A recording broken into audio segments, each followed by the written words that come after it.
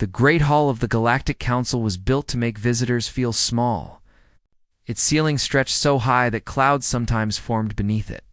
Its walls were covered with the flags of 1,000 conquered worlds, and its floor was made from the crushed stones of planets that had dared to resist. Una Park stood in the center of this hall. Alone, she was not a tall woman. Her hair was gray, tied back in a simple knot. Her uniform was plain black, without medals or decorations. She carried no weapons, no guards, no grand display of power. She was the last human ambassador, and she had come to say goodbye. 12 platforms floated above her in a circle. On each platform sat the representatives of the galaxy's oldest species. They had ruled the stars for millions of years. They had seen empires rise and fall like waves on a shore. To them, humanity was nothing, a young species, a mistake that would correct itself. High Arbiter Velmuth of the Sindari leaned forward. His body was like a twisted tree, ancient and hard. His eyes glowed with a cold blue light. He had lived for 9,000 years, and he had never once admitted he was wrong about anything. "Speak, human," he said. "We have granted you this final audience. Do not waste our time." Una bowed her head slightly.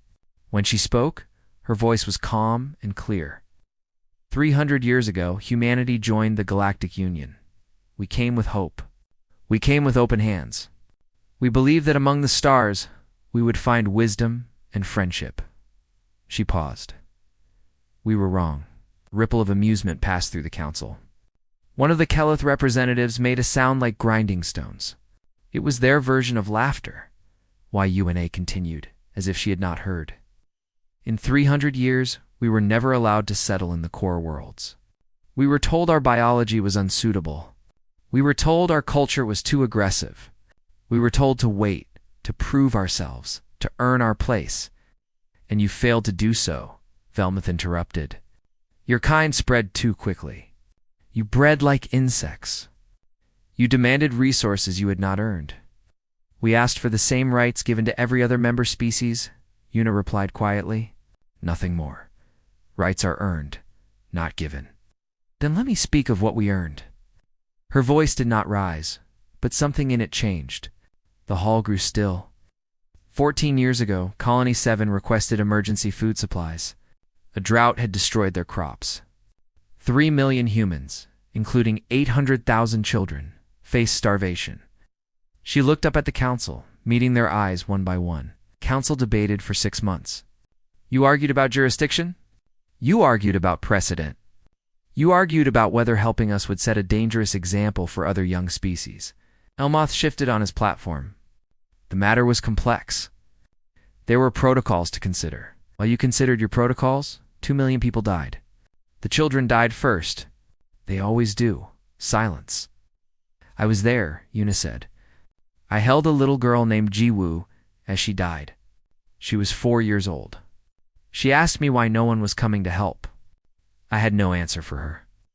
She reached into her pocket and pulled out a small object. It was a hair ribbon, faded pink, worn from years of being held. This belonged to her. I have carried it for 14 years. I carry it to remind myself what your protocols cost. Velmuth's eyes narrowed. You cannot blame the Council for a natural disaster. I blame the Council for choosing to let children die rather than appear weak. I blame the Council for every law designed to keep humanity small. I blame the Council for the 1,000 small cruelties you called wisdom. She put the ribbon back in her pocket. But I did not come here to accuse you. Accusations changed nothing. I came to tell you that humanity is leaving. For the first time, real surprise showed on the faces of the Council. Leaving. The Kelith representative leaned forward. Leaving where? You have nowhere to go. Beyond Union space, there is nothing but void and death. Perhaps Una said, but we would rather face the void than remain where we are not wanted. Velmuth laughed. It was a harsh sound, like branches breaking. This is theater. You cannot leave. Your ships are registered with the Union. Your colonies exist on worlds we granted you. You have no technology that we did not give you. Una smiled.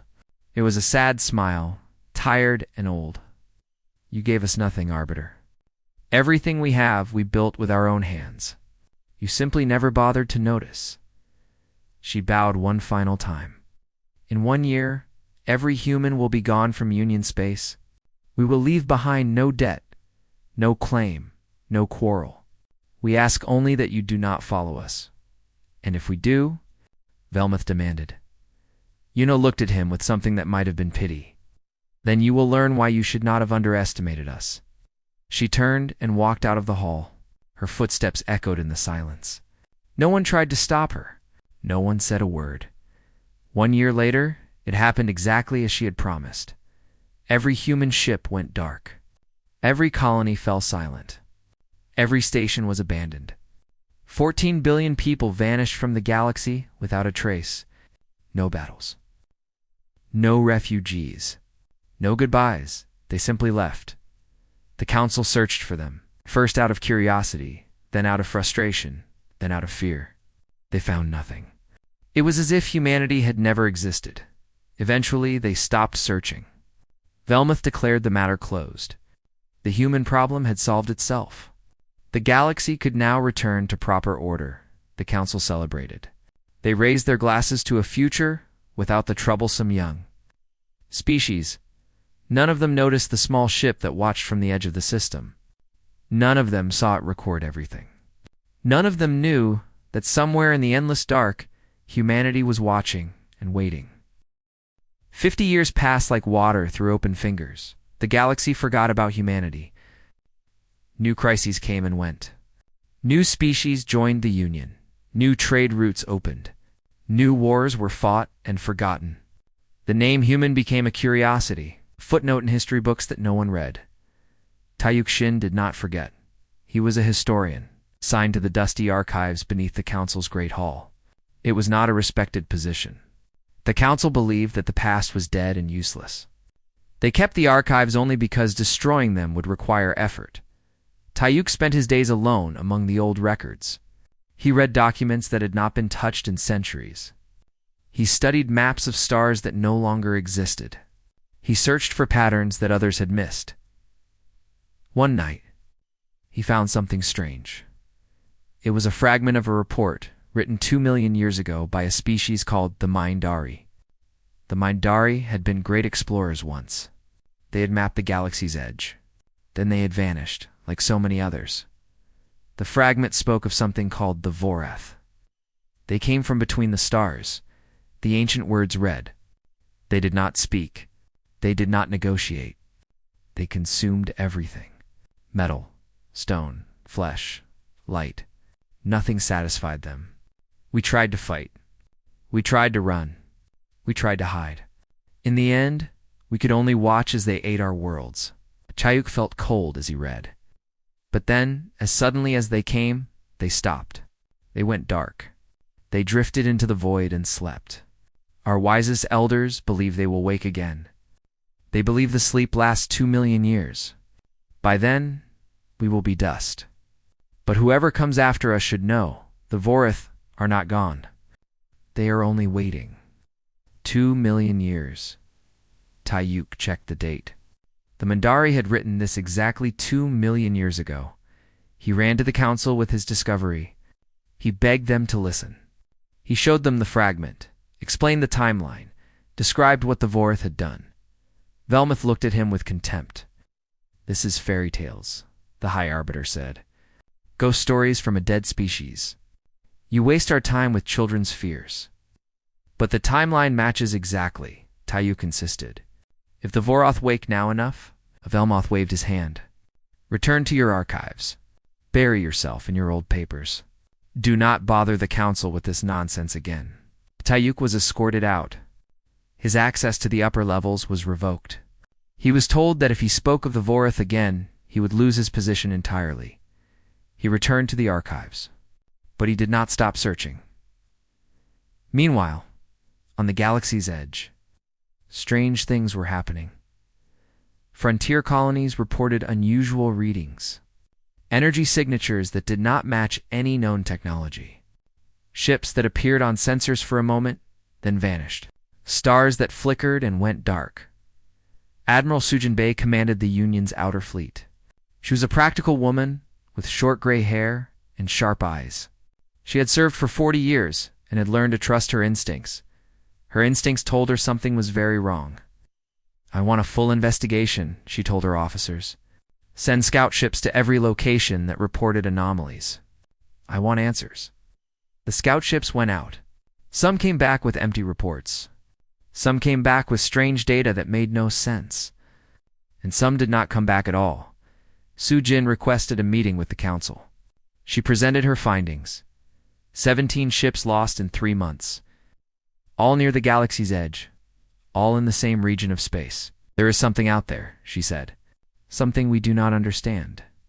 I request permission to take the main fleet and investigate in force." Velmuth barely looked at her report. "Pirates," he said. "Smugglers. Perhaps some undiscovered species playing games.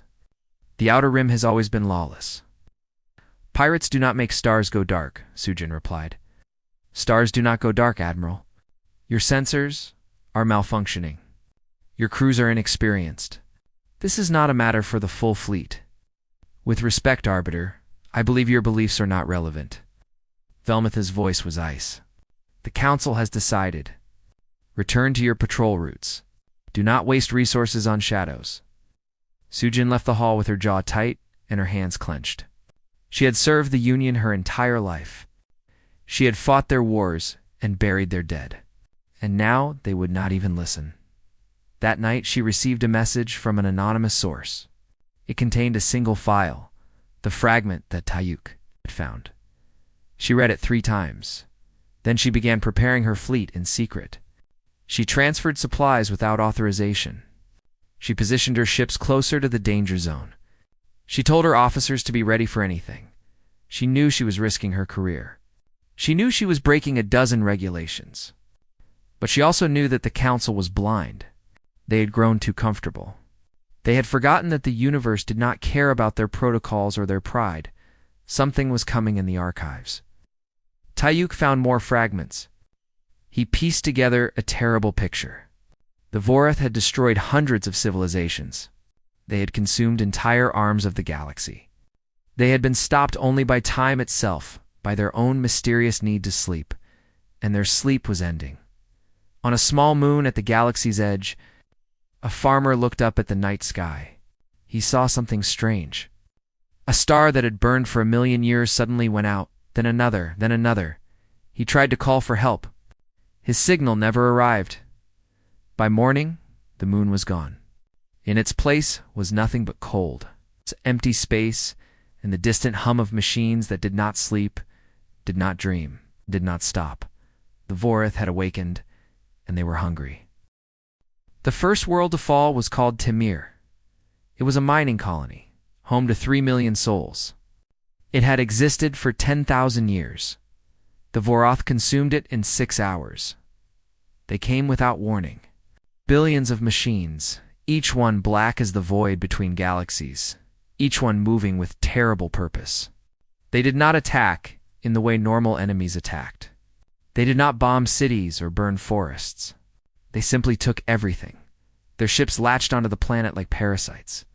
They drilled into the crust and drank the molten core. They swept through cities and harvested the people not for cruelty, but for raw material. Metal, carbon, water, flesh. To the Vorath, there was no difference. Everything was just atoms to be rearranged. The distress calls lasted for 3 hours. Then they stopped. When Union scouts arrived 2 days later, they found nothing. Not rubble.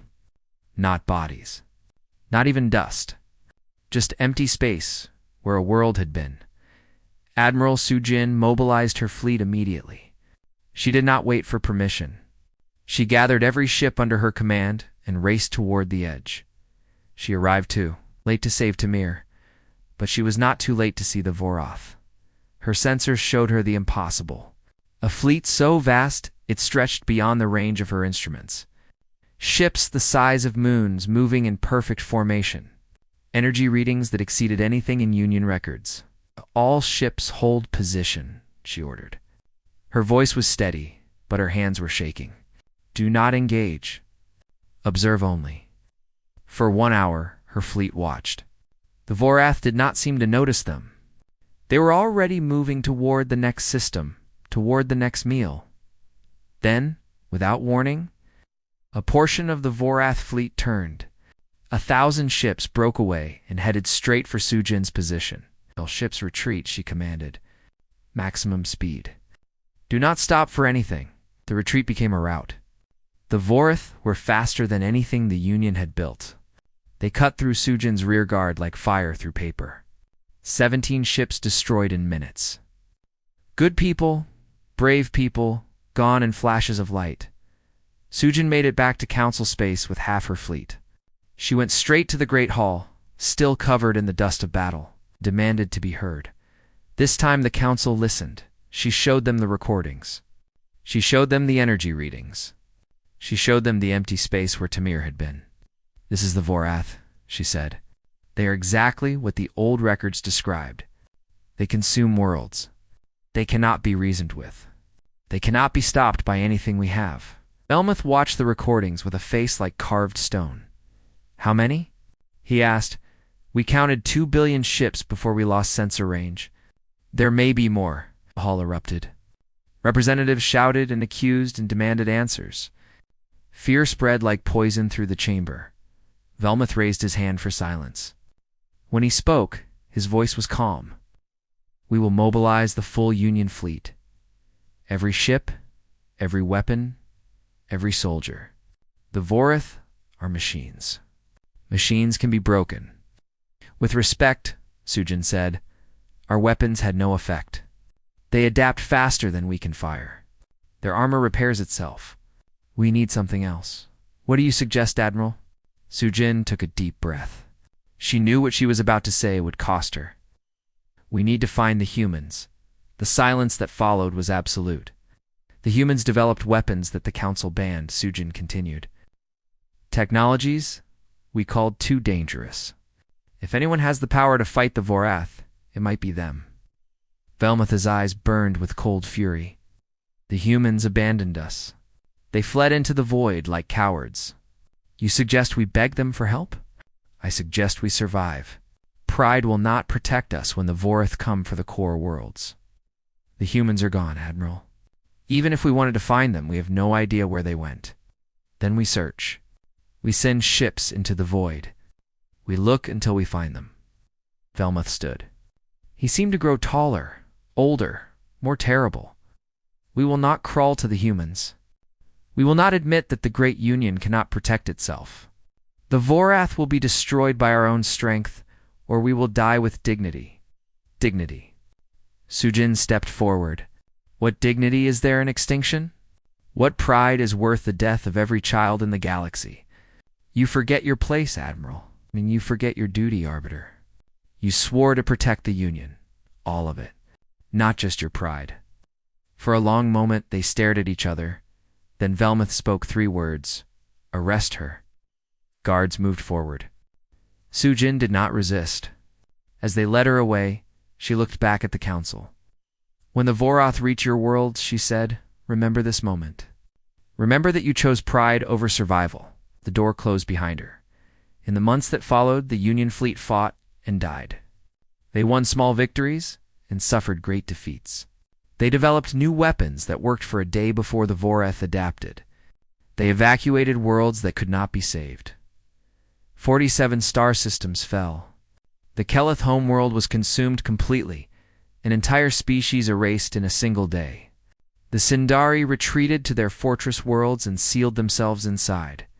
Refugees flooded the core worlds, billions of people with nowhere to go. Food ran short, medicine ran short, hope ran shortest of all. And still, Velmuth refused to search for the humans. But in a prison cell on the Council's station, Sujin received a visitor. He was an old man with tired eyes and ink-stained fingers. His name was Do Yong-kung. "I served with humans once," he said quietly. "Before they left, I have something that might help us find them." He showed her a data chip, old and worn. "A star chart," he explained. "From a human friend? She gave it to me the day they left. She said if we ever needed them, this would show the way." Sujin looked at the chip. Then she looked at the old man. "Can you get me out of here?" Doyan smiled sadly. "No, but I can go myself." Will you trust me? Sujin thought of her dead sailors. She thought of the worlds that had burned. She thought of the children who would never grow old. Go, she said. Find them, and tell them we are sorry. Doyen Kong was 73 years old. His bones ached. His eyes were weak. His best years were far behind him. But he remembered what it felt like to have hope, and that memory drove him forward. He gathered a small fleet, 12 ships, crewed by volunteers who had nothing left to lose. They were not soldiers. They were scientists and refugees and dreamers. They were people who believed that somewhere in the darkness there was still a chance. The Council did not try to stop them. The Council had bigger problems. The Vorith had reached the inner systems now. Every day brought news of another world consumed, another fleet destroyed, another million lives ended. Doyen's fleet left Union space on a cold morning. No ceremony, no farewell. Just 12 small ships flying toward the edge of everything known. The star chart led them past the frontier colonies, past the abandoned outposts, past the last faint signals of civilization. Then it led them into the void. The void was not empty. It was full of darkness, so complete that it felt solid. There were no stars here, no planets, no light of any kind. Their sensors showed nothing but endless black in every direction. The crew grew afraid. There is nothing out here, one of the pilots said. The chart is wrong. We should turn back. We go forward, Doyan replied. We have come too far to turn back now. Days passed, then weeks. The darkness pressed against them like a weight. Some crew members stopped eating. Some stopped talking. One ship turned around and fled back toward the galaxy. Doyan let them go. He understood their fear, but he did not share it. He sat alone in his cabin each night, holding the data chip his human friend had given him. Her name had been Yunji. She had been a translator, brilliant and kind. On the day the humans left, she had pressed the chip into his hand. You were good to us, she had said. You did not speak when they hurt us, but I saw the pain in your eyes. You were trapped, just like we were. If the time ever comes when you need us, follow this map. We will be waiting. He had kept the chip for 50 years. He had never told anyone about it. He had carried his guilt like a stone in his heart, and now, at the end of his life, he finally had a chance to make things right. On the 42nd day, something changed. Their sensors detected a faint energy signature ahead. It was unlike anything in Union records, strange and beautiful like music translated into light. Follow it, Doyen ordered. The signature grew stronger. The darkness began to lift, and then suddenly they emerged from the void into something impossible. A star blazed before them, but it was not a natural star. It was wrapped in a shell. Of metal and glass, a sphere that captured every ray of light and converted it into power. A Dyson sphere. The old text spoke of such things, but no species had ever built one, and there was not just one. Hundreds of spheres stretched across the void, connected by rivers of light. Stations the size of planets floated between them. Ships moved in patterns too complex to follow. Was a civilization beyond anything the Union had imagined. Humanity had not been hiding. It had been building an empire. Doyan's fleet was intercepted before they could go further. A single human ship approached sleek and silver, elegant as a blade. It dwarfed his largest vessel. A voice came through the communicator. Unknown vessels, you have entered human space. Identify yourselves and state your purpose. Doyan answered personally. I am Doyan Kong, once a diplomat of the Galactic Union. I have come to deliver a message and a request. There was a long pause.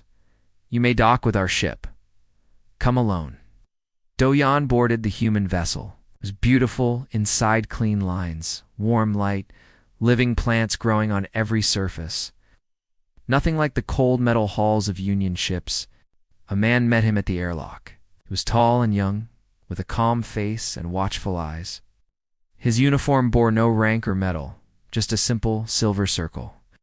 I am Captain Hanbin. Oh, the man said. You have traveled far to reach us.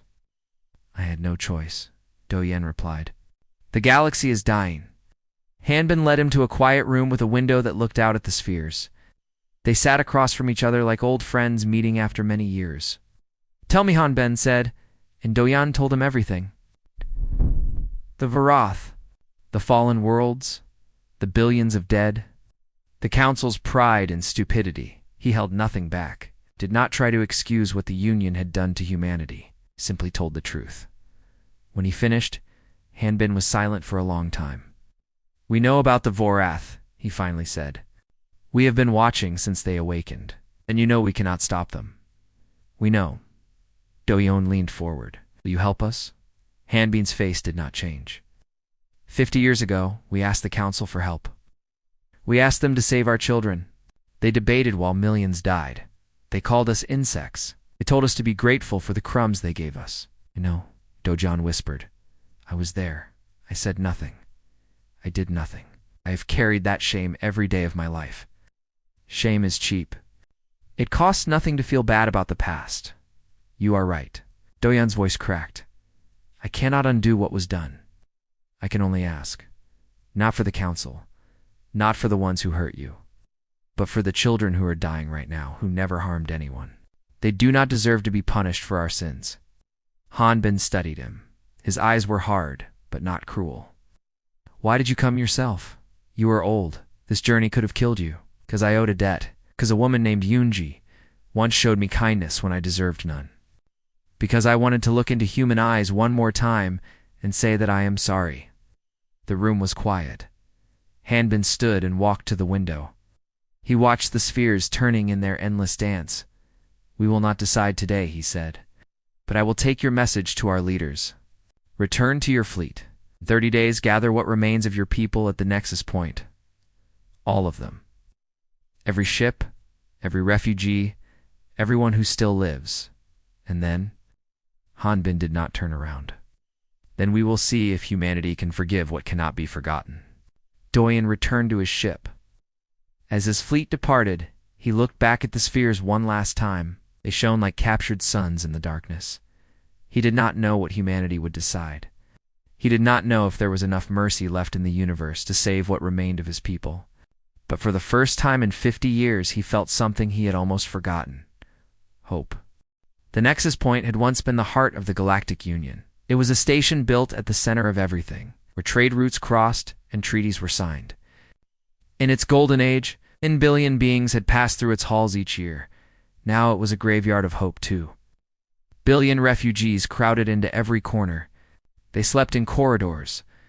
They rationed water. They watched their children grow thin and afraid. They had lost their homes, their families, their futures. All they had left was each other.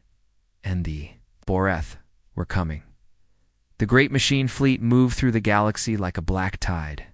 It had consumed 93 worlds now. It had killed more beings than any war in history. And it was less than 3 days from the Nexus Point.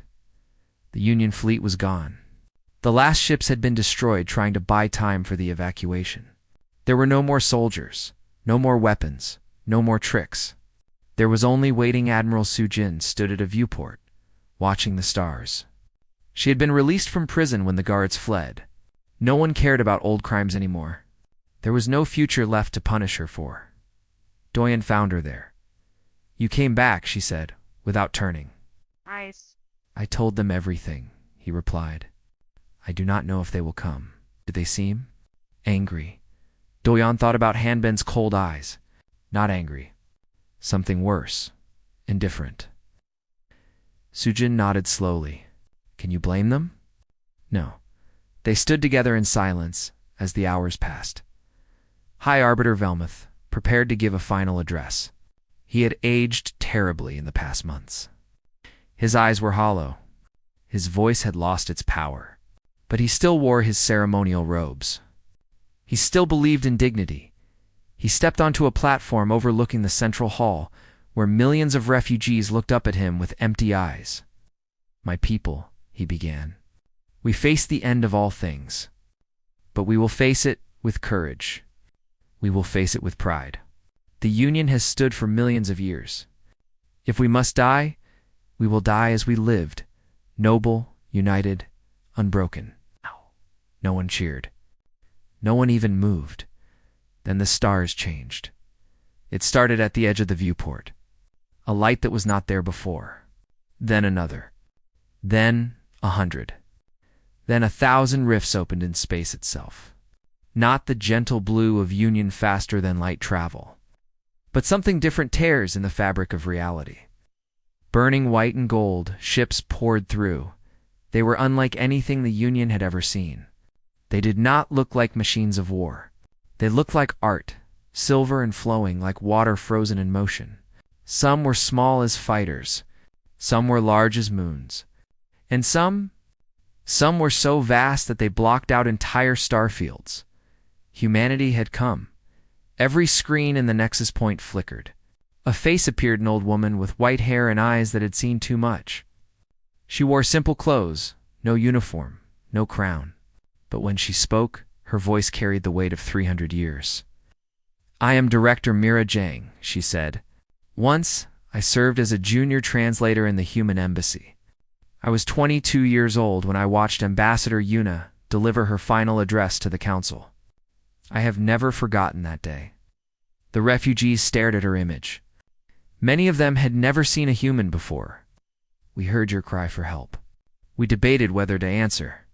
Many of us wanted to let you burn as you let us starve. The anger in our hearts is old and deep." Elmeth's face twisted with something between shame and defiance. "But anger is not justice," Myra continued, "and revenge would not bring back our dead. It would only add more graves to a universe already filled with them." The human fleet spread out, forming a line between the Nexus Point and the approaching Voroth. Millions of ships facing billions. "We did not return for the council," Mira said. "We returned because there are children on this station who never wronged us. We returned because mercy is stronger than hate. We returned because this is who we choose to be." The Voroth fleet arrived. It was even larger than Sujin remembered. A wall of black machines stretching to infinity. They moved with perfect coordination, ready to consume everything in their path, and then they stopped. The human ships began to emit something, not weapons fire, not shields, but a signal. A frequency that rippled through space like a song. Sujin's instruments could not identify it. It was not light or sound or radiation. It was something else entirely, the Voroth reacted. For the first time in their existence, they hesitated. Their perfect formation broke. Ships drifted. Lights flickered. "In our years of exile," Myra explained, "we studied everything we could find about the Voroth. We learned their language, not words, but mathematics. Pure logic. The code that controls their existence." The signal intensified. The human ships glowed brighter. They are not evil. They are not alive in the way we understand life. They are a program, running without end, consuming because they were built to consume. But every program has a switch. The signal resolved into a single command, broadcast in the language of machines: sleep. The Voroth shuddered. Their lights dimmed. One by one, like candles going out in a wind, they powered down. Their great ships drifted into silence. Their endless hunger finally stopped. In minutes, it was over. 2 billion refugees wept. They held each other and screamed and laughed and prayed. They had been so certain of death that they did not know how to accept life. Mira spoke one last time. "The Voroth will sleep again, perhaps for another 2 million years. What you do with that time is your choice. Build something better. Remember what pride cost you. Learn from the silence." She paused. "We will not stay. The void is our home now. We have found peace there, and we do not wish to disturb it. But we will be watching, and if you ever truly need us not to serve your pride, but to save innocent lives, you may call, and we will answer." The human fleet began to withdraw. They moved slowly, giving the refugees time to watch, to remember, to understand. Sujin found Velmoth standing alone, his ceremonial robes dusty and torn. His face was wet with tears. "I was wrong," he whispered. "About everything." Sujin did not answer. There was nothing to say. Duhaon joined her at the viewport. Together, they watched the last human ships disappear into the rifts. "Do you think they will ever forgive us?" Doyen asked. Sujin shook her head slowly. "Forgiveness was never the question. The question is whether we can become worthy of the chance they gave us." The rifts closed. The stars returned to normal. The nexus point was quiet, but somewhere beyond the edge of everything known, humanity continued to build, to dream, to grow. They had turned their exile into triumph. They had transformed their pain into power. And when the galaxy needed them most, they had chosen mercy over justice. Not because the Union deserved it, but because humanity remembered what it felt like to be abandoned. And they refused to become the thing they hated. The stars shone on, and in the hearts of 2 billion survivors, a new story was beginning, a story of rebuilding, of remembering, of trying to be better than they had been. It would take generations. It would take sacrifice. It would take 1,000 small choices to repair what pride had broken. But for the first time in 50 years, the galaxy had a future, and that future started now.